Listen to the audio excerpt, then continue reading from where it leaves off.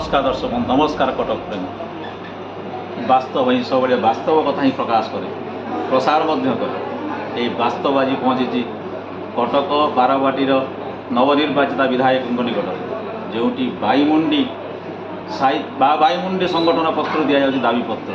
कटक को राजधानी मान्यता दाबी वरिष्ठ लोक मैंने उपस्थित अच्छा मतामत भी दे सारी तथा देखा सरकार कौन अभिमुख रही कटक पुराना राजधानी की राजधानी मान्यता देवार धन्यवाद।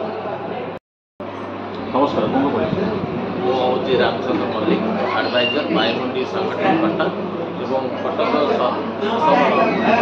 उन्नति और विकास आम अहर 2 वर्ष आम कार्य चालू रही कटक सहर एक नेग्लेक्टेड सहर हिसाब से ओडिशा गवर्नमेंटर जो कार्यकलाप चली भितर कटक को सेमाने श्रीहीन अवस्था को आनी सारे आप देखिए जो 1000 वर्षर सहर आज 10 किलोमीटर परिधि सीमा भितर रही उत्कट जनसंख्यार अवस्था किंतु हयराज भुवनेश्वर को एमाने 70 वर्षर सहर को नहीं 40 किलोमीटर पर्याप्त लोक संख्या 16 लक्ष पहुँची गला तेणु कटक सहर चतुर्पार्श्व को किभली उन्नति हो पार एवं कटक सहर भुवनेश्वर सहर दुई सहर को मिसाई एक नूतन राजधानी आख्या देवा पड़ो कारण कटक सहर भुवनेश्वर सहर दुई महानगर दूरत्व अति नगण्य किंतु कटक भुवनेश्वर 12 टिकिया 14 टिकिया रास्ता नहेले आज 2030 मसीहा 2050 मसीहा को आखि रखी कटक सहर एक सहर तली अवस्था को पहुँची तेणु आमर अनुरोध सरकार को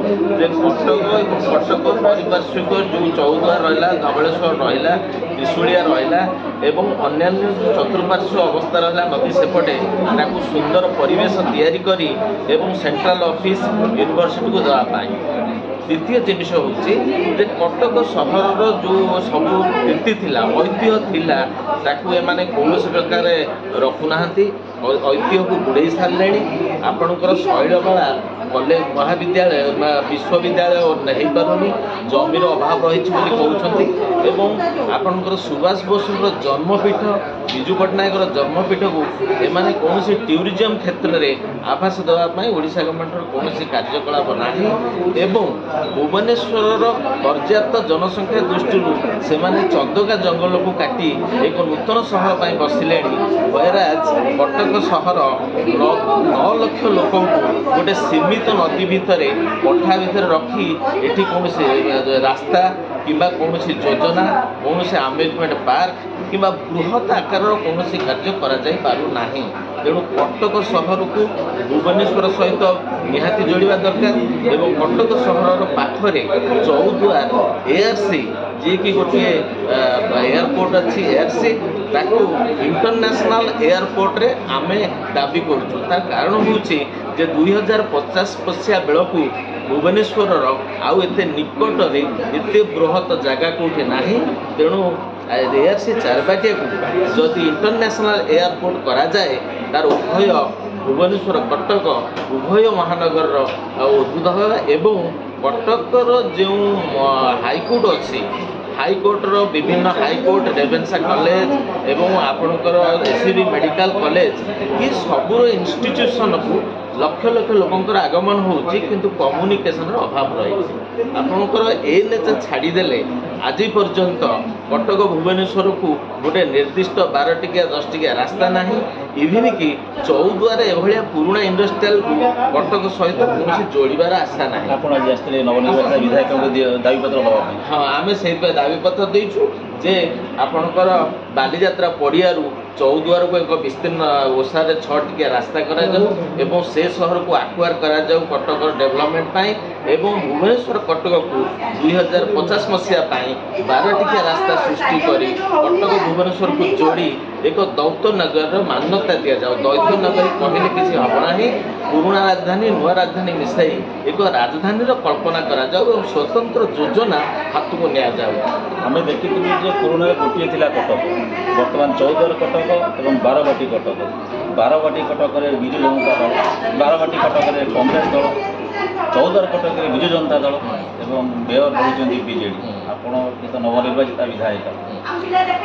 ତେଣୁ ଆପଣ ଭାବୁଛନ୍ତି କି ଆପଣଙ୍କର ଯେଉଁ ଦାବିଟା ସଫଳ ହେବ? ଆମ ଦାବି 100% ସଫଳ ହେବ। ଆମେ ଏଇଥିପାଇଁ ଭାବୁଛୁ ଯେ ଆମର ଏଇ ଦାବି ଗୁଡ଼ିକ ନ୍ୟାଯ୍ୟ ଦାବି ଏବଂ ଯେଉଁମାନେ ଅଛନ୍ତି ଚତୁଃପାର୍ଶ୍ୱ ବିଭିନ୍ନ ବିଜେଡ଼ିର MLA ହୁଅନ୍ତୁ କି କଂଗ୍ରେସ, ଆମେ କଂଗ୍ରେସର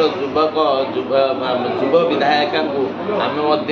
ଏଇଥିପାଇଁ ଆସିଛୁ ଯେ ତାଙ୍କର ସ୍ୱର ବିଧାନସଭାରେ ଉଠୁ। କଟକ ଏତେ ପୁରୁଣା ସହର ହେଇ ସାରା ଭାରତରେ କୌଣସି ସହର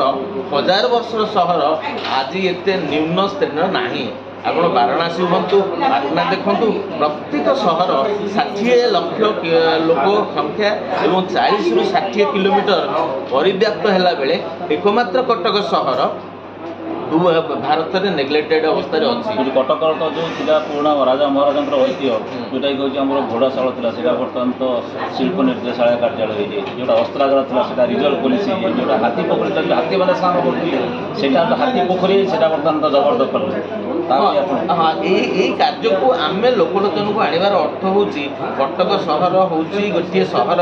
ଯିଏକି ଉତ୍କଳର ରାଜଧାନୀ ଥିଲା, କଳିଙ୍ଗର ରାଜଧାନୀ ଥିଲା, ଓଡ଼ିଶାର ବର୍ତ୍ତମାନ ରାଜଧାନୀ ହଉ, ବର୍ତ୍ତମାନ କଟକ ରାଜଧାନୀ ହଉ ମାନେ କଟକ ଏକ ରାଜଧାନୀ। କାହିଁକି ଆମେ ଯୁକ୍ତି କରୁଛୁ ଯେ କଟକ ଭୁବନେଶ୍ୱରର ଦୂରତ୍ୱ ଯେତେବେଳେ 7-8 କିଲୋମିଟର 10 କିଲୋମିଟରକୁ ଆସିଗଲାଣି, ୟାକୁ ରାଜଧାନୀର ମାନ୍ୟତା ଦିଆଯାଉ ଏବଂ ରାଜଧାନୀ କଟକ ସିକନ୍ଦରାବାଦ ହାଇଦ୍ରାବାଦ ପରି କଟକ ଭୁବନେଶ୍ୱରକୁ ରାଜଧାନୀର ମାନ୍ୟତା ଦିଆଯାଉ ଏବଂ ରାଜଧାନୀର ଡେଭଲପମେଣ୍ଟ ସହିତ କଟକର ଡେଭଲପମେଣ୍ଟ ମିଶାଇ ଗୋଟିଏ କରାଯାଉ। କାରଣ ପୂର୍ବଜମାନେ ଯେଉଁମାନେ ସିଫ୍ଟ କରିଥିଲେ ସେମାନଙ୍କର ଆସ୍ଥା ଥିଲା ଯେ କଟକ ଭୁବନେଶ୍ୱରକୁ ଯୋଡ଼ିକି ବୃହତ ସହର କରିବା, କିନ୍ତୁ ଏମାନେ ଭୁବନେଶ୍ୱର ପୁରୀ ଏବଂ ଖୋର୍ଦ୍ଧାକୁ ଯୋଡ଼ିକି ବୃହତ ସହର କଲେ, କଟକଟିକୁ ଭୁଲିଗଲେ। ତେଣୁ କଟକ ସହର ଚତୁଃପାର୍ଶ୍ୱର ନଦୀ ପାର୍ଶ୍ୱରେ ବିସ୍ତୀର୍ଣ୍ଣ